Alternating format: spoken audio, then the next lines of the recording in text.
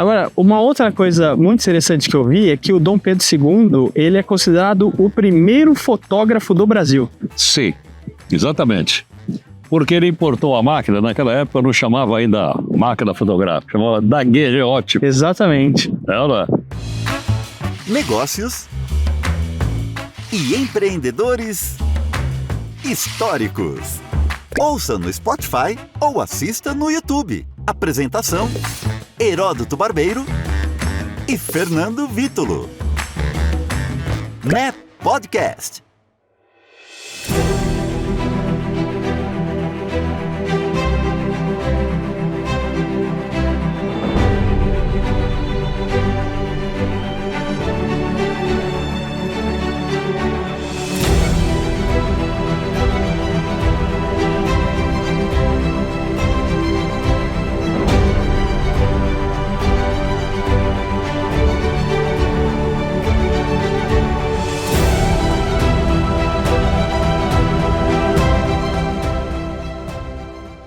E aí, Heródoto?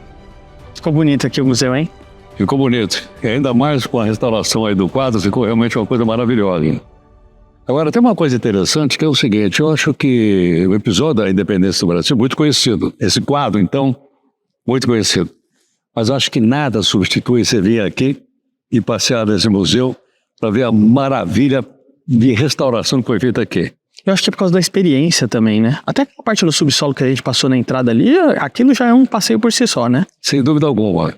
Eu acho que é um passeio cultural importante, mas é um patrimônio da cidade também.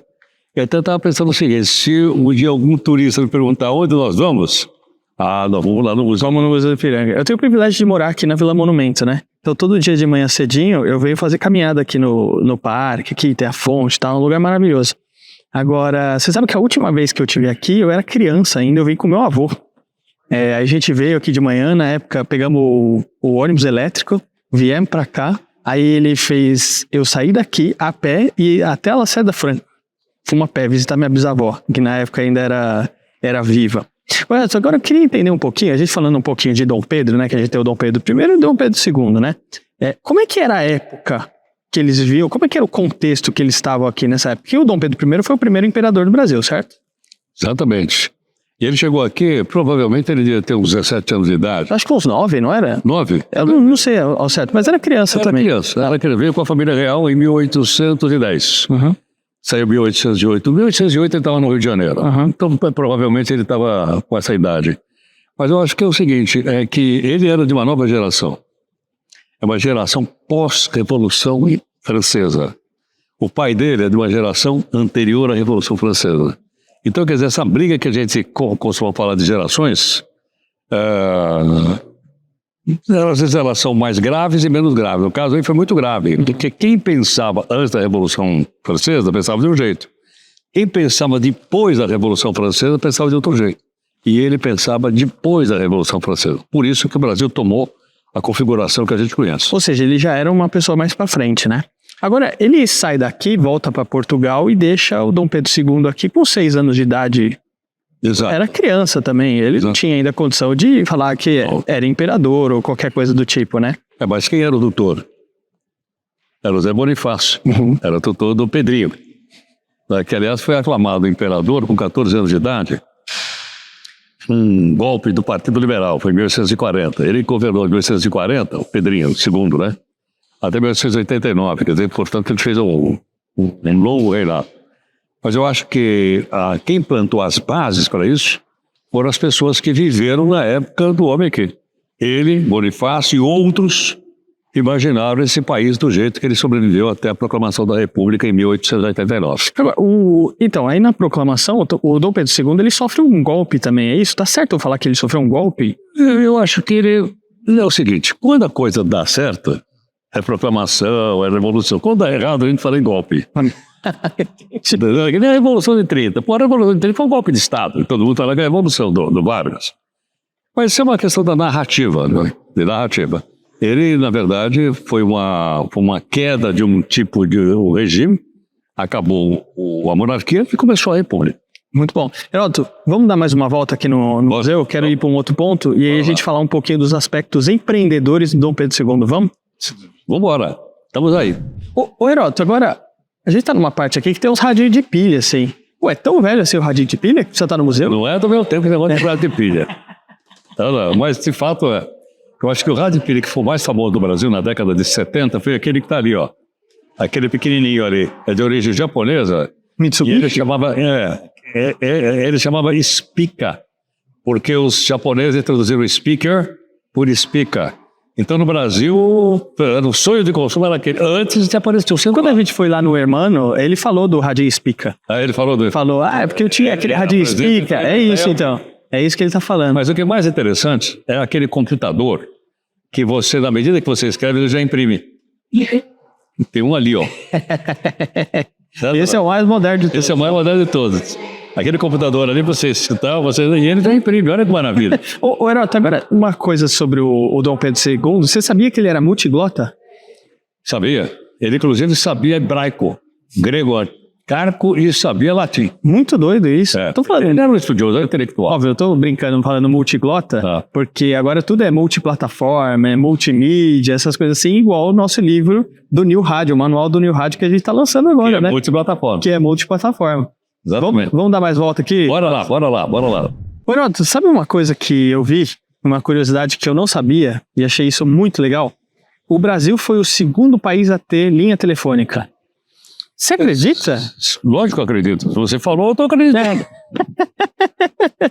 Eu nunca ia imaginar isso. Mas eu acredito porque teve uma grande exposição em Filadélfia, nos Estados Unidos. Foi em 1870 e poucos. E o imperador Dom Pedro II foi convidado do presidente dos Estados Unidos. E eles embarcaram e tal, e como estavam vendo a feira. E aí passaram por um estande, tinha um cidadão chamado Graham Bell. E o Dom Pedro falou, que negócio é esse aí? Ele falou, é um tele quer dizer longe. É um telefone. Como é que funciona? Só segura aqui que eu vou falar lá. E ele falava inglês também. Aí o cara falou, ele falou, caramba, meu, isso aqui fala, quero comprar. E o que ele fez? Comprou a linha de telefone do Graham Bell e ligou o palácio do governo, no Rio de Janeiro, onde ele morava, ao Ministério da Guerra. Então foi a primeira linha telefônica do Brasil por volta de 1880 e poucos. Mas olha a visão do cara, Heródoto. Olha a visão. Porque naquela época você olhava assim, o que eu vou usar isso aqui? O cara tava olhando muito pra frente. Tanto assim que as estradas de ferro, as primeiras estradas de ferro do Brasil, do governo dele.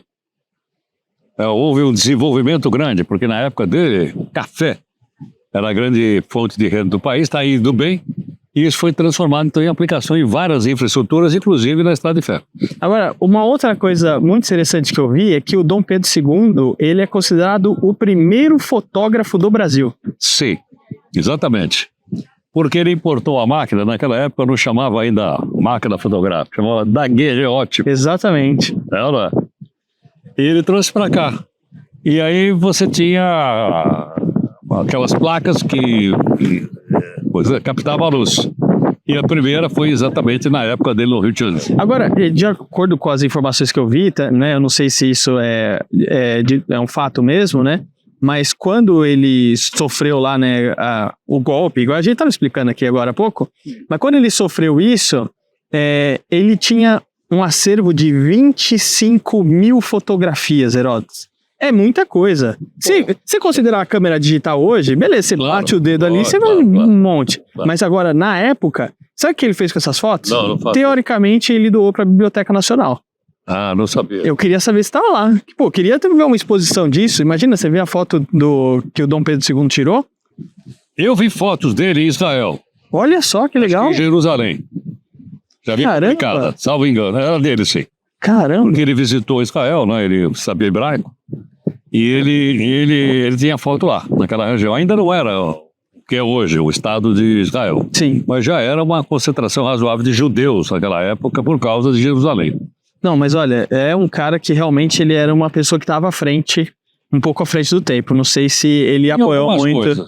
Se ele apoiou muito. Em outras ele não estava. Por exemplo, o mundo estava passando, na época que ele viveu, por uma transformação do seguinte: o rei manda menos, quem manda mais é o parlamento. Os caras que enxergaram isso não foram derrubados. Por exemplo, ninguém ia derrubar o rei da Inglaterra. Por quê? Quem mandava é o parlamento. Se ele tivesse feito as reformas que precisavam ser feitas, provavelmente nós teríamos a monarquia até hoje. Heródoto, gostou do passeio no museu? Muito, achei extraordinário aqui. Vou O que eu puder divulgar isso aqui, eu vou divulgar. Ó, agora eu queria fazer o convite pro pessoal que acompanha a gente aqui a vir visitar o museu, que está aberto de terça a domingo. Você tem uma entrada fantástica ali embaixo pela fonte, adquire o ingresso, entra aqui, ó, vem visitar o Mirante e tem muita coisa, porque assim, só exposto aqui tem 4.000 itens, Heródoto. Se a gente ficar o dia inteiro conversando, a gente não vai conseguir conversar sobre tudo. Claro. Mas eu tô sabendo que o acervo mesmo do museu é de 400.000 itens, Heródoto. Pergunta pra eles quantas moedas eles têm aí. Daquelas que eles pegam na fonte? Não. Porque aqui na fonte o pessoal fica jogando moedinha. Pergunta quantas moedas antigas eles têm aí. Você não vai acreditar, meu. E como é que chama uma coleção de moeda? Como é que era? Como? Não vale assoprar. Não vale assoprar, não vale assoprar. Numismática. A gente tinha falado quando a gente ia falar de selo de uma vez, né? Exatamente. Legal. Heródoto, obrigado por mais esse Eu que episódio. agradeço. Foi uma honra estar aqui. Muito obrigado. E ó, se você gostou, não esquece de deixar o seu like, seu comentário, se inscrever no canal e vir visitar o Museu do Ipiranga, porque ó, tá fantástico. Até a próxima. Tchau. NEP Podcast.